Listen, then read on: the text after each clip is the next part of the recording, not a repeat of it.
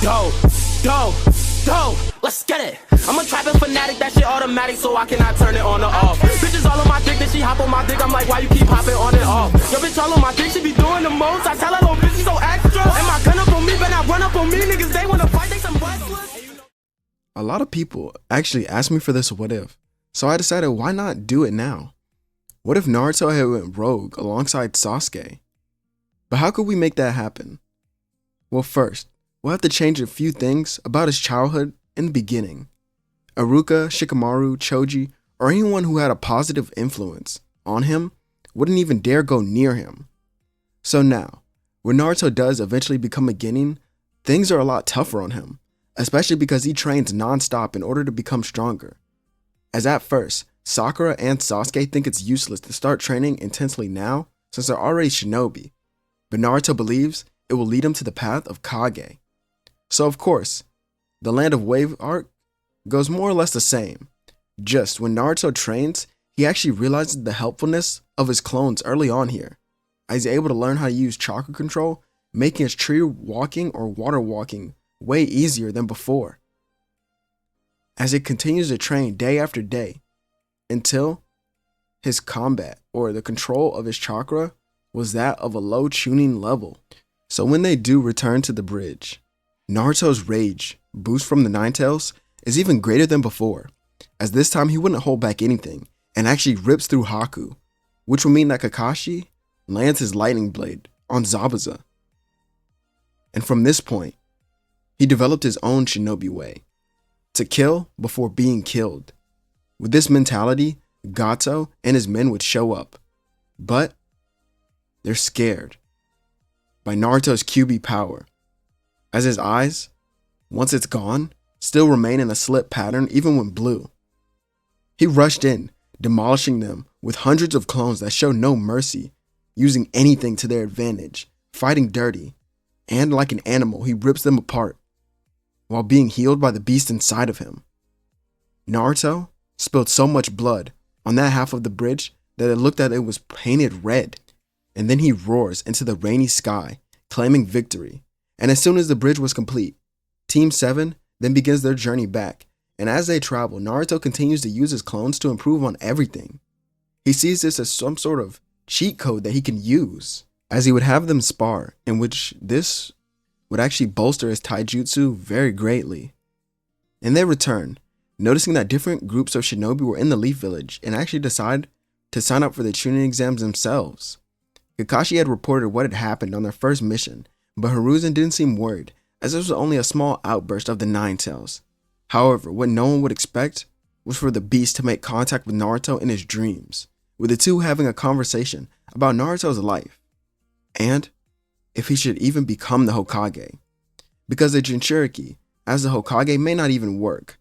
Those in his own village may even try to assassinate him. Naruto understands this, and with more and more of a cold ninja way guiding him, in disregard for his aspirations, he then forgets about becoming the Hokage. Instead, he wants to be king of a land, making sure those who follow him because of his power and his strength, nothing else. This all leads to the Chunin exams, where Naruto and Kurama become closer, both desiring more power for themselves. And with Kakashi here as well, Naruto is able to learn his own chakra natures, as do the rest of his teammates before the exams do even begin. Naruto focused on wind jutsu that he was taught, but someone did remain watching him, especially when he trained with the power of the QB. The first portion of the exams goes the same, and the changes happen really in the Forest of Death. When facing Orochimaru, Team 7 does their best, although Sasuke still does end up with the curse mark, but Naruto doesn't get the 5-pronged seal. Instead, he dodges the attack before using a wind jutsu that sends a Sannin flying away. With this, he sends out clones all throughout the forest to cover the area so they can wait for Sasuke to wake up. Although this time, when he does wake up with the power of the curse mark, he tries to attack Naruto, but is dodged and red chakra surrounds Naruto's leg, as he then knocks the wind out of Sasuke, waking him up. Adding in that Sakura would stand in the middle of them, stopping their fight from continuing. As both sides would calm down, Naruto still wonders, why Sasuke was given that power, but forgets about that, saying that he needs to master it since it was a gift to him. They follow Naruto, who leads them to his clones that took them to another grass team. And they would take their scroll after defeating them heading out.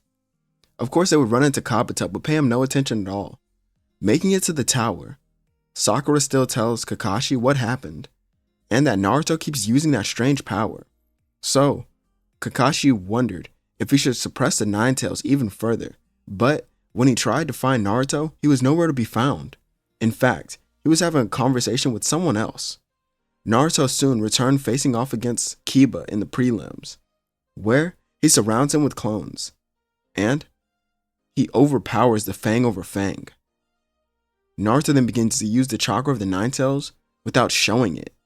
Only his fist could be seen as he punches Kiba right in his chest, knocking him into the wall and leaving him unconscious. Now with that out of the way, we can begin the training arc, before the Chunin exams get to continue. Jiraiya would be in the village, but Naruto was taken under the wing of someone else. Some of you may know or have a guess who I chose, but it would still be Danzo here, as he coaches Naruto for this month. And with Naruto's exploit of the clones, he becomes the level of a regular Chunin with ease. As being around and training someone, or being trained by someone like Danzo, Naruto's intellect had increased greatly, meaning he was not only a lot stronger, but smarter, all around just better. So, once the exams resumed, Naruto was seen standing in the arena across from the Hyuga prodigy, who claimed that destiny would be in his favor today. Naruto begins to use the rotating wind shuriken that fly towards Neji. He would then use the 360 palm rotation, blocking it and smirking, but as he looked up, Naruto was gone. From the Byakugan's blind spot, he's able to sweep the feet of Neji and palm strike him in the chest, as Neji would skid across the ground before he's able to recover and stands once again, calling that hit luck.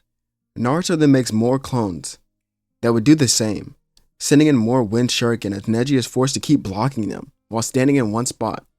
From his side, the real Naruto, appeared with his fist coated in chakra, throwing a punch. As the two would clash, it sends shockwaves of wind throughout the stadium, as both seemed equal. Naruto then smirked, telling him that he has nothing to do with it, as luck does. But because of that, if that was the case, if destiny was really real, he would have died a long time ago. Neji questioned this, and Naruto began to talk about his story, and explains how even people in the village right now wish to kill him. They do not see him as an equal, as a shinobi. But he doesn't care about any of that. Naruto then smiled, saying that he's going to follow his own path and follow the ideal of the strongest. Neji then thinks about this, wondering where he got this ideal from. Where's this unprecedented resolve to become the best? Where does it stem from? Neji then wishes for something like that, so he decides to leave it all up to destiny. If Naruto wins here, he'll follow that path, and Naruto too. Naruto then smiled, stating that it won't be an easy one. This is when he begins to perform hand signs, and with the clap of his hands, wind explodes, and from the sound of it, it causes many to cover their ears. Naruto then runs in, completely obliterating Neji with his guard down, being declared the winner. Before the announcer could say anything, Naruto had helped up Neji, telling him that their time will come soon, so he just has to be patient. As the Chunin exam goes on, it leads up to the attack on Konoha, as Naruto runs in after Gaara, actually keeping up with him and Sasuke. He doesn't even stay in the stadium to help those who fell under the genjutsu, because he doesn't care about the other villagers. Naruto's eyes then change from blue to red, as he then sends wind bullets that knock Gaara to the ground. Sasuke would go in for the killing blow with a Chidori, using the curse mark, but falls to the ground because of its negative effects. Naruto then states that this will be a one-on-one battle with his, fellow Jinchuriki, because he would know. The Nine-Tails then tells Naruto to use more of his power and gifts it to Naruto. With a one-tailed state emerging, Gaara's rage then continues to grow as both sides roar in the forest as those near can only witness an amazing clash of power. Each side lands heavy hits over and over, trading blows, smearing blood, all around the forest. Gaara doesn't get the chance to even transform here, so he's stuck in a half-body state. As for Naruto, his power continues to grow as he gets to the point where his rage evaporates and he gains control of this form. And with that, the battle begins to go in his favor. Naruto's clear mind allows him to focus and control what he needs to do as he uses various jutsu. And then he lands a direct hit to Gaara's face, sending him into a large tree knocked out. The power of the Nine Tails still remains around Naruto because of his previous chakra control, and he heads back out into the village. The biggest change to this arc is that I'm going to make it so that Danzo frames the death of the Hokage onto Naruto, especially because he's still in his QB-like state. And once the villagers will see this in person, their hate for him then returns tenfold. They throw things, the shinobi around try to attack him and capture him, and Naruto is forced to kill some of them to even escape the village. And with this, Naruto vanishes into the forest, going out on his own, and he doesn't know where he should go, as his name will be put in the bingo book. With this, Naruto continues to travel, evading death time and time again, which makes him become colder and colder, hating the Leaf Village. It eventually leads him to a meeting between two people, himself and another. As Tsunade and Naruto meet without her knowing who he was, or if his name was even in the bingo book. But Naruto continued to follow her, especially after learning that she was a legendary Sannin. Then they would have their first battle, and after, he would believe that she could train him, and eventually she would give in as Naruto wouldn't go anywhere without an answer, and she would train him in just a year. Using his clones though, he's able to speed up the process of many of his training regimens, as he was able to maximize this training to its fullest, meaning that this Naruto actually does have an 100 seal technique, super strength, and immense healing on top of many other jutsu and seals that he was taught. But then he leaves Tsunade in the night, seeking out someone else, as by this time Jiraiya had become the 5th Hokage and was trying to keep his village together and not alert the other villages that they had lost their Jinchuriki, which would make the Leaf lose their power, which would also make all the other villages seek that power and may even try to come for the Leaf Village. While at his desk, Jiraiya then gets an alert from the Yamanaka clan that Naruto had returned to the Hyuga compound. Many Jonin shinobi were already there and arrived to see Naruto just standing there. Jiraiya also makes it, saying that he's surrounded and there's nothing that he can do now. Naruto then looks down at the Hyuga, asking, well, a Hyuga would ask him where Neji was, and Naruto smiles, sitting down. You know, I've already made it far from the village. Actually, we have. Jiraiya then questioned this, only to watch the clone go up in smoke, as later that night, they'd realized that Neji Hyuga was gone, and so was the scroll of sealing. Naruto became their main target as they tried to track him down, but couldn't find anything as the clones had covered their tracks, and his scent was masked, so Kiba's clan couldn't do anything as well. Naruto and Neji were then seen in a base hidden by a waterfall, as a small house and camp were already set up. Naruto, how long has this been here? I had a clone to make it when I became a Genin, so a while. Anyways, we'll be here for 6 months, so let's get started. We don't get to see any of their intense training, but we do get to see both of them entering the base of Orochimaru in black outfits. And to what do I owe the pleasure of someone who's almost at the same bounty as me in the bingo book? Naruto takes a scroll out, and the bandits in the room almost attack, but they stop once Orochimaru raises his hand. The scroll is then tossed to the Sannin. Train me, and it's all yours. The small scroll then opened up, transforming into a larger one. The scroll of sealing. Well, it seems we have a deal. Naruto nods, and now continues training under Orochimaru, with Sasuke and Neji as well as the others who were here. The next year and a half goes by quickly, as at the end of it, Orochimaru is killed, and Sasuke and Naruto look for Kabuto, but he had already fled. Now, the entire base was for the taking, as Naruto and Sasuke take it over, making their own plans. First, they need to hunt down Itachi. but they need to gain clues about his whereabouts. This new Team Taka was insane with the additions of Neji and Naruto. In their hunt for Itachi, they came across Deidara and Sasori, who would both still be very alive at this point, but quickly try to escape. Naruto attacks Sasori and his puppets, while Neji and Sasuke take on Deidara. The fights end how you would expect it, with Naruto completely obliterating Sasori, and as for Deidara, well, they do learn something, as they would eventually find Itachi, with Naruto hiding in the back not to alert Kisame. As when Sasuke is allowed to pass through, Naruto can sense the battle beginning, so he attacks Kisame. I know Sasuke will win this fight, so I can't let you continue to live. Is that so, kid? Well, just who the hell are you? Naruto throws off his hood, revealing his QB eyes, making Kisame raise his guard. This one's a Jinchuriki, and not only that, it seems he may be the Nine-Tails Jinchuriki. I'll have to be cautious when... Before Kisame is able to finish, Naruto had his hand on his shoulder. You move and think slow. That's not a good combo when facing me. How did you move that quick? Was that a jutsu, or is this brat just toying with me? Kisame flinches just a little bit, and his entire body is split in half by Naruto ripping it apart with one hand in his super strength. The others then stand back, with Suigetsu calling that brutal and gross.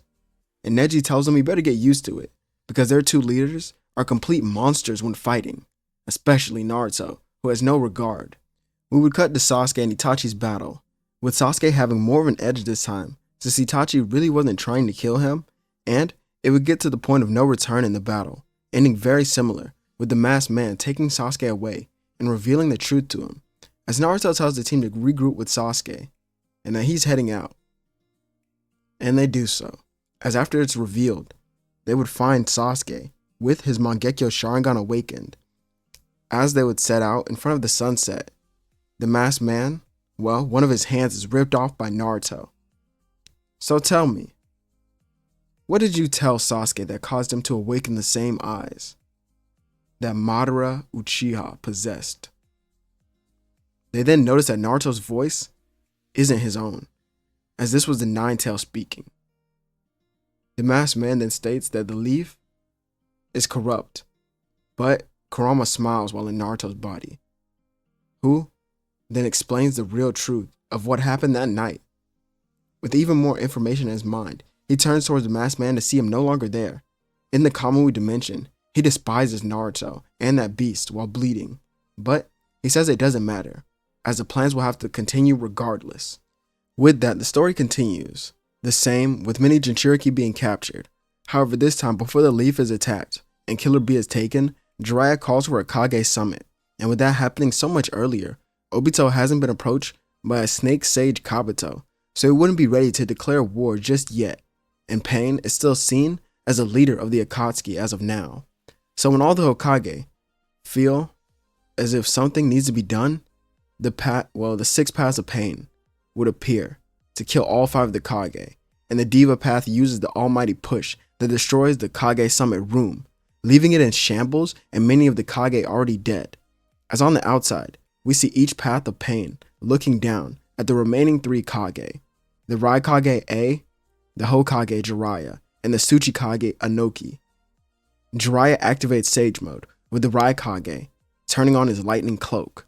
But Pain points out how they're outnumbered, but then a sword is thrown at him. The Diva Path dodges it, causing the blade to get stuck in a destroyed pillar, as Sasuke appears standing on the blade, looking ahead. I think you're the one who's outnumbered. Some of the paths are then instantly destroyed by a wind jutsu that rips them apart. As for the Diva Path, he turns seeing the face of Naruto, standing right in front of him. The Nine-Tails Jinchuriki. So you brought the beast to me. Naruto scoffs and a battle breaks out. And with this many strong Kage level fighters, I don't think Pain stands a chance at all, even when reviving the other paths. The strength of the Kage and a new Team Taka are incredible when put together. Still, the ones to end the battle will be the Kage. And exhausted from their battle, instantly the arm of Jiraiya is ripped off and the Raikage has all of his chakra points closed. As for Inoki, he's being choked by the adamantium chains. Naruto looks at Jiraiya, who wondered why he was doing this, and Naruto tells him, "It's time for a new age, where only the strong will rule." Killing the last remaining Kage leaves each village struggling for power, which will eventually cause them to have their own civil wars where the strongest will break out. But before any of that will happen, Sasuke and Team Taka return to the Leaf Village. The only ones who don't go are Naruto and Neji, as they decide to hunt down the last remaining Akatsuki members of importance. This so-called Madara. Many weeks do pass, with Madara and Kabuto working together to prepare for the war, as they were now overlooking many white Zetsu, and the masked man then had his eye ripped out of nowhere, while Kabuto has his chakra points closed, disabling a lot of his nature energy. Naruto and Neji then stand in this dark room, saying that this is where it would end. With Obito not having access to the Kamui dimension, they can't run, and Kabuto can't summon any dead shinobi or activate the white Zetsu. Naruto then enters a seven-tailed state, releasing a Biju bomb that completely destroys their opponents, leaving them in a crater. Neji then calls this a little overboard, but Naruto doesn't care at all, as he just waves it off. Naruto then asks Neji where they should go, but Neji states that the land of lightning may be nice, but Naruto actually argues, saying the land of water may be even more fun. Well, they'll decide once they return. When making it back to the Leaf Village, Sasuke was now in charge, and Danzo was dead, as many fell under his rule in the police force that he had created, with his eternal Mangekyo Sharingan. With their return, Naruto and Neji are seen as heroes through the Genjutsu, but now have to prepare for their own departure, as Neji would actually take a wife with him, and they would go to the land of water, where it's easy for Naruto and Neji to take over and become the leaders of it, as Naruto actually renames it the Whirlpool Village to pay respects to his own ancestors. And since they had expanded it, Naruto and Neji become the leaders together, kind of like a dual Kage sense. But 5 years would pass, as we do see the results from this. The land of fire and water stand at the top, while all other lands have been split and continue fighting. With these two major powers, the shinobi world is in the palm of their hands, and they slowly begin to force this change. As that will be the end of our story, with Black Zetsu still in the background, moving strings around, so that one day Kaguya could be revived. But if you do like what ifs like this, and want to support my channel, consider subscribing and liking the video, as this is Zero, and I'll catch you all on the next one.